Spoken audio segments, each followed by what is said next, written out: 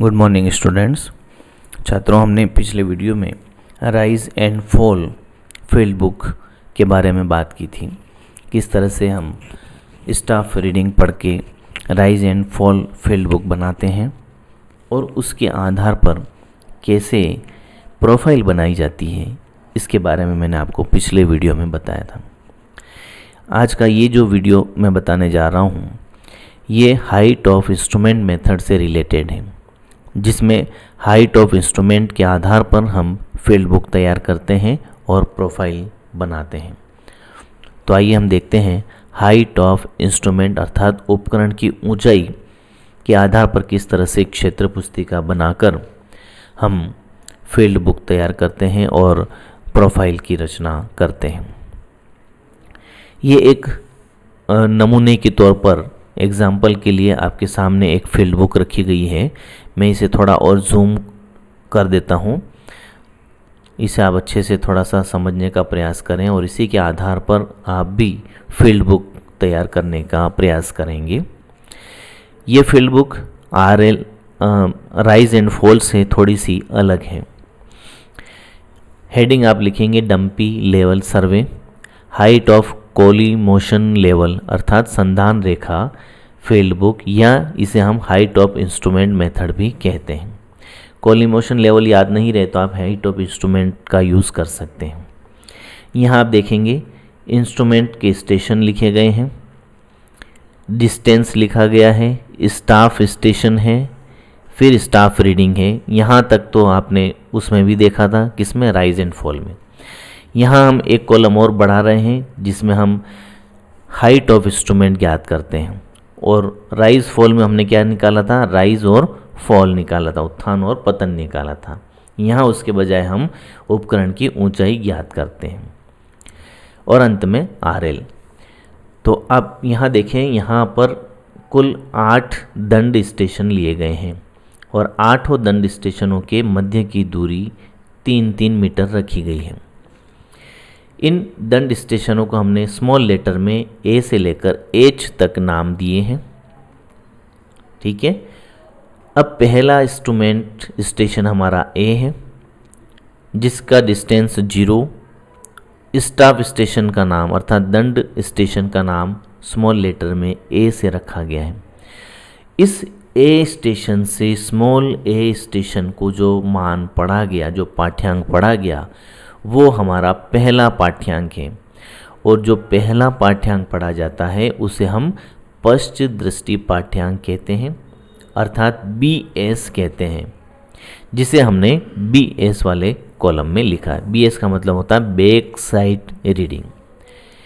इसके बाद किसी स्टेशन से पढ़े गए अंतिम दंड पाठ्यांक को हम FS अर्थात फोर साइड या अग्रदृष्टि पाठ्यांक कहते हैं, जो आप इस कॉलम में देख सकते हैं। स्टाफ रीडिंग में तीसरा कॉलम जो है FS, जहां हमने लिखा है 1.960। तो ये 1.3 और 1.96 पहले और अंतिम पाठ्यांक हैं जो किसी एक स्टेशन से पढ़े गए हैं, और इन दोनों प्रथम और अंतिम स्टेशन के बीच के जो पाठ्यांक पढ़े जाते हैं उन्हें हम मध्यवर्ती पाठ्यांक अर्थात इंटरमीडिएट रीडिंग के नाम से जानते हैं।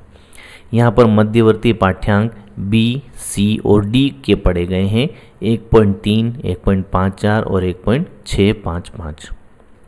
फिर हमारा 5वां सीरियल नंबर आप देखें, distance 12 metre, staff station E है, और ये हमारा वर्तन बिंदु या परिवर्तन बिंदु है। तो इस बिंदु से जो पहला पाठ्यांक पढ़ा गया उसे हमने BS में लिखा है। 2 लिखा हुआ है, ये 5वें कॉलम के आगे मुझे लिखना चाहिए था इंस्ट्रूमेंट स्टेशन B, लेकिन वो किसी वजह से मिसप्रिंट हो चुका है, कोई बात नहीं। तो ये B स्टेशन से जो पहला पाठ्यांक पढ़ा गया उसका मान है 2, जिसे हमने BS में लिखा है। इसके बाद मध्यवर्ती पाठ्यांक हमने लिखे हैं IS में 1.67 और 1.37, और इसी B स्टेशन से अंतिम पाठ्यांक दंड स्टेशन का H पढ़ा गया, FS में लिखा है 1.3। तो इस तरह से हमने BS, IS और FS की गणना कर ली और इनको हमने फील्ड बुक में यथास्थान लिख दिया।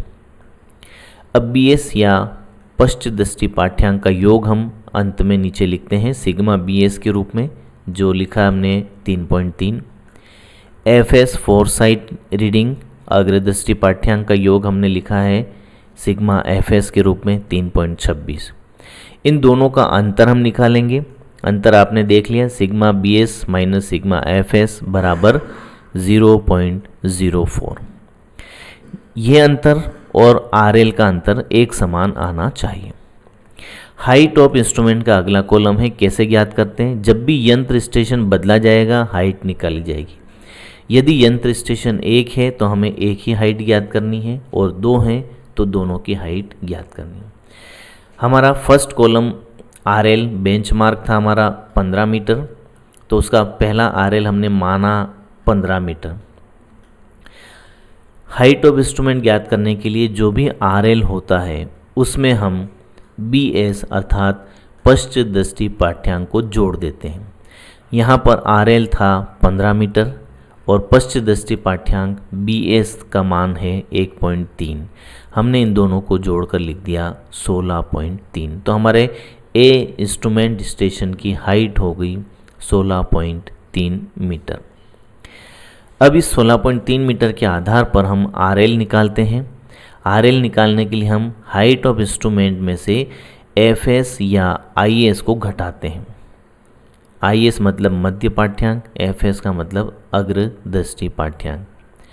तो हमने पहला RL तो माना था 15 मीटर। सेकेंड RL के लिए हमने क्या किया? Height of instrument minus FS या IS। तो 16.3 में से हमने 1.3 घटाया तो 15 मीटर आया। फिर नेक्स्ट के लिए हमने 15 में से 1.54 घटाने पर 14.76 आया। फिर उसमें से हमने घटाया, तो इस तरीके से जितना भी आपने RL ज्ञात करना है उसमें आपको हाइट ऑफ इंस्ट्रूमेंट में से FS या IS को घटा करके लिखना है और जैसे ही स्टेशन चेंज होगा हाइट ऑफ इंस्ट्रूमेंट आपको ज्ञात करना है। जैसे सीरियल नंबर 5 पे आप देखें स्टाफ स्टेशन E और इसके RL वाले कॉलम में देखें, यहाँ पर RL का मान लिखा हुआ है 14.34 मीटर। इस 14.34 मीटर में हमें BS का मान जोड़ना है। BS वाले कॉलम में देखें आप 2 मीटर लिखा है, तो 14.34 प्लस 2 करते ही हमारा मान आता है 16.34 मीटर। तो ये दूसरे इंस्ट्रूमेंट की हाइट हो गई। अब इस दूसरे इंस्ट्रूमेंट की हाइट के आधार पर हम बाकी के RL ज्ञात कर लेंगे। 16.34 माइनस 1.67 बराबर 14.67 और 16.34 में से फिर 1.37 घटाएंगे तो 14.97। तो इस तरह से हम सभी दंड स्टेशन के RL या समानित तल ज्ञात करेंगे। इसके बाद पहले पढ़े गए समानित तल और अंतिम समानित तल का अंतर निकालेंगे। तो BS और FS का अंतर और फर्स्ट और लास्ट RL का अंतर यदि समान आता है तो हमारा पढ़ा गया पाठ्यांक बिल्कुल सही है। यहाँ कुछ शॉर्ट फॉर्म के अर्थ मैंने लिखे हैं ताकि आप उसको अच्छे से समझ सकें। HI बराबर हाइट ऑफ इंस्ट्रूमेंट अर्थात उपकरण की ऊंचाई। RL का मतलब होता है रिड्यूस्ड लेवल अर्थात समानित तल। BS का फुल फॉर्म होता है बैक साइड रीडिंग अर्थात पश्च दृष्टि पाठ्यांक।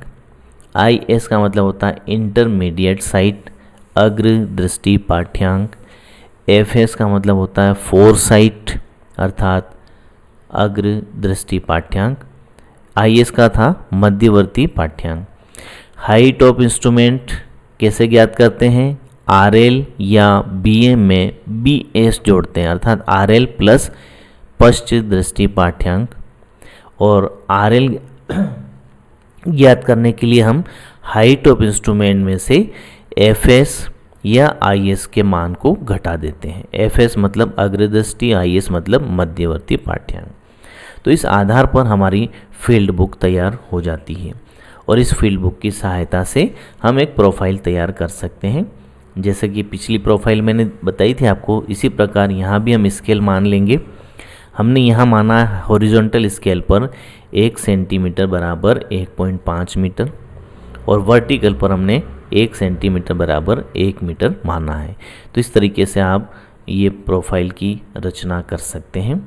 अगले वीडियो में मैं इसके कुछ और महत्वपूर्ण बिंदुओं पर प्रकाश डालूंगा। तब तक के लिए धन्यवाद। इसका एक सारणी मैंने और डाली है, इसको भी आप अपने लेवल पे प्रैक्टिस करने के लिए देख सकते हैं और कोई आपको परेशानी आती है तो मुझसे संपर्क कर सकते हैं।